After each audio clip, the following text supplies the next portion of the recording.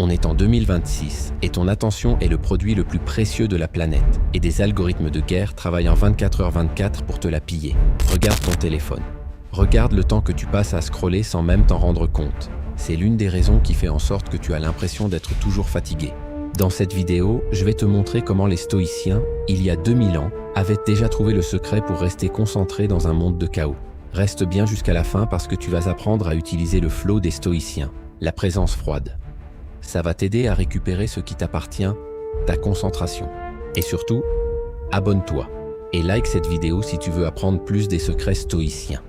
C'est parti. Pour commencer, tu dois comprendre que le cerveau humain adore la facilité. Tu ne dois donc pas croire que c'est toujours toi qui commandes. En réalité, vous êtes deux. Le problème, c'est que ton cerveau est une partie de toi, mais une partie autonome qui est capable de créer, de décider et même de te guider indépendamment de ta volonté. Du coup, il met en place des stratégies pour te maintenir dans l'inaction, parce que réfléchir à ce que tu vas faire est plus facile que de le faire réellement. C'est comme ça que tu peux passer des heures sur TikTok.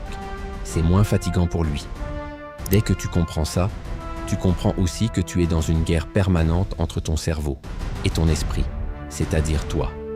Et donc, tu dois apprendre à soumettre ton cerveau, car lui aussi est capable de te soumettre.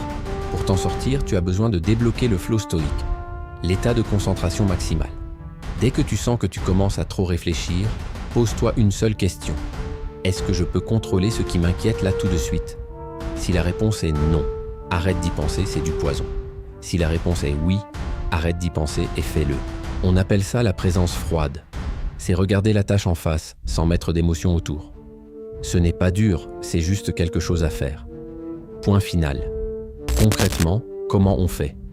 Je suppose que tu as déjà entendu parler de la règle des 5 secondes. Dès que tu sais que tu dois faire un truc, compte 5, 4, 3, 2, 1 et bouge. Si tu attends plus longtemps, ton cerveau va trouver une excuse pour ne pas le faire.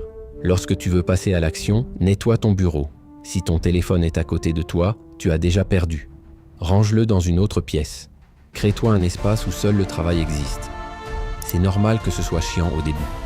Ton cerveau va essayer de trouver une porte de sortie. Mais reste là. Le focus, c'est un muscle qui se travaille. Soit tu es l'esclave de ton cerveau, de ton téléphone et des distractions, soit tu es le maître de ton temps. C'est un peu comme cette phrase qui dit « Nous sommes plusieurs dans ma tête, mais c'est moi le chef ». Donc, choisis ton camp.